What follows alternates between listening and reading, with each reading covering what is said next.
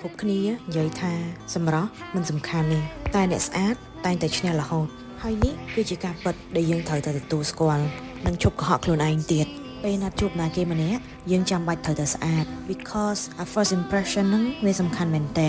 សូម្បីតែទៅសម្ភារការងារមិនទាន់បានជួបមុខគេផងក៏គេប្រាប់ឲ្យយើងរៀបចំខ្លួនឲ្យស្អាតដែរ So guy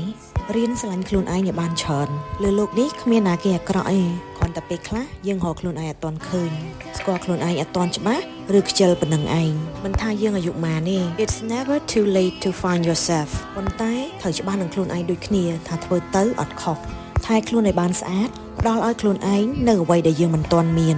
ហើយឈប់ជឿគេទៀតឬនៅបើយើងមិនទាំងស្រឡាញ់ខ្លួនឯងផងរំពឹងឲ្យអ្នកណាគេមកស្រឡាញ់យើងកើត So again កុំភ្លេចស្រឡាញ់ខ្លួនឯងឬអត់